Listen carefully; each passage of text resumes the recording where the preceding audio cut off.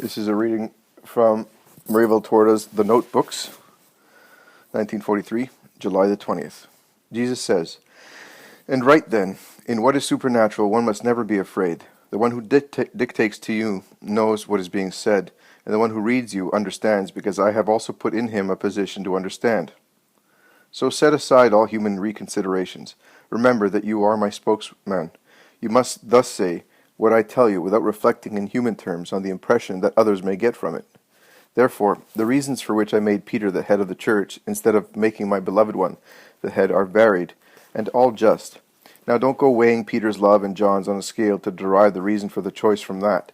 Your weights and your measures have no validity in heaven.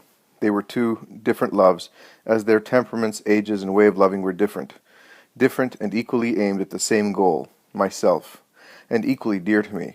So eliminate from this the objections and conjectures on love. Peter was the most mature of the apostles, already respected as a leader by other fishermen, who later became apostles, as I stated. He was familiar with life in all its facets of light and shadow, and was endowed with strength of character, boldness, and an impulsiveness which was needed in those circumstances.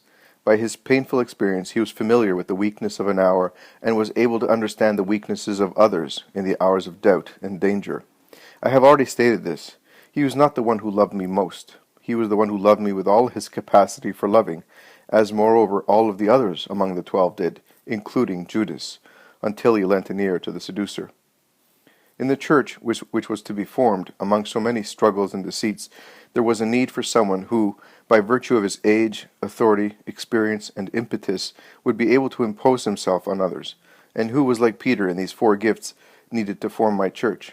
John was the youngest. With the soul of a flower, he did not know the evil in life. He was a lily with its bud still closed over the whiteness of its interior. He opened in the hour when my gaze descended into his heart, and he could no longer see anything but me. He was a child with the heart of a hero and a dove. Peter was the support for my heart, which saw the present and the future, but John was the comfort. How much comfort just from his sweet smile, his pure glance, and his infrequent, but always so loving words. To be close to John was for me like resting near a fresh well, shadowed by plants on a carpet of flowers. He exuded peace. But for the sake of prudence and justice, could I impose him on the others who were older? One must bear in mind that they were men, destined to perfection, but still men. That is why my intelligence chose Peter, an adult, familiar with spiritual indigence, impulsive and authoritarian, over John, meek, idealistic, young, and innocent. Peter was practical genius. John was poetry, poetic genius. But when times are hard, not only the pens of poets are needed, but iron fists to grip the tiller tightly. To make up for it, I gave my beloved one the vision of the times to come, after having given him my most confidential secrets and my mother. I could say that John, in the temporal order, is the last, and in terms of the future, the first of the great prophets, for he closes the cycle begun by Moses, regarding the Lamb that by his immolation saves the world, and he lifts up the veil, covering over the last day. But believe that in heaven my splendor crowns the brows of Peter and John with the same light, and it would be good for you not to make human comparisons regarding beings who are superhuman." Jesus further states, "Consider my splendor and my beauty in comparison to the black monstrosity of the beast. Don't be afraid to look, even if it is a repellent spectacle. You are in my arms. He cannot approach and harm you. Do you see him? He doesn't even look at you. He already has so many quarries to follow after. Now do you feel you deserve to leave me to follow him, and yet the world follows him, and leaves me for him? See how glutted and throbbing he is. It is the hour of his feast. But also see how he seeks the shadow to act. He hates the light, and he was called the light-bearer. Do you see how he hypnotizes those who are not marked by my blood? He heaps up his efforts because he knows that this is his hour, and that my hour is approaching, when he will be eternally defeated. His infernal cunning and satanic intelligence are a continuous action of evil, in opposition to our triune action of good, to increase his prey. But cunning and intelligence would not prevail if my blood were in men, along with their honest will. Man lacks too many things to have weapons to set against the beast, and the latter knows this, and acts openly, without even concealing himself with deceitful appearances.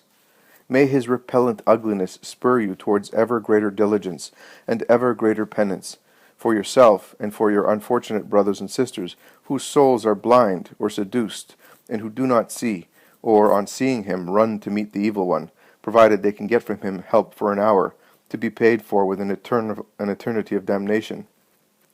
I must explain, otherwise you will understand nothing. Since the night of the 18th, Jesus has been showing me a horrendous beast, so horrendous that it fills me with disgust and makes me feel like shrieking. Its name is well known, and the good Jesus has me understand that his appearance is still inferior to reality, for no human reality can come to depict supreme beauty and supreme ugliness with precision. Now I will describe the beast to you. I seem to be seeing a big, very deep black hole. I comprehend that it is very deep, but I see only the opening, entirely occupied by a horrible monster. It is not a snake, a crocodile, a dragon, or a bat, but it has some of the qualities of all four of these.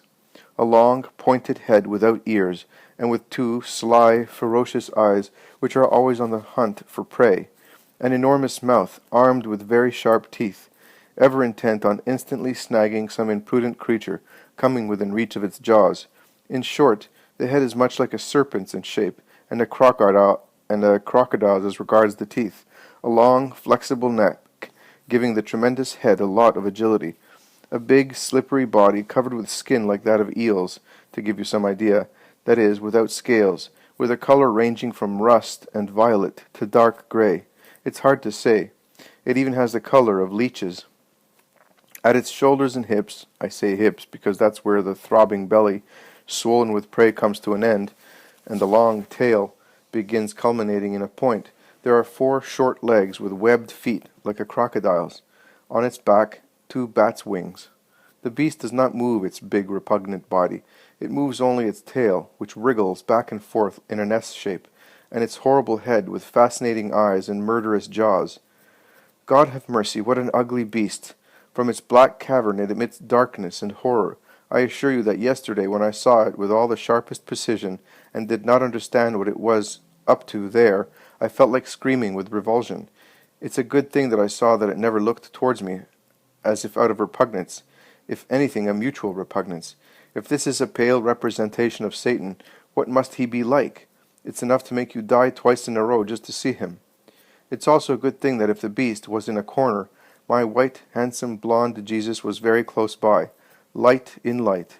If the luminous, consoling figure of Christ is compared to that of the other, his most gentle, clear gaze to the malevolent one of the other, there is real reason to feel compassion for the unfortunate sinners destined to the latter because they have rejected Jesus. Well then, now that I have seen, I would like not to see him again any longer, because he is too ugly. I will pray that as few unfortunates as possible end up in his clutches, but I ask the good Lord to take this sight away from me. Today it is less intense, and I am most grateful to the Lord, and even more grateful because the dear voice has me understand the reason for that vision, which terrified me yesterday, when I thought it was destined for me as a warning.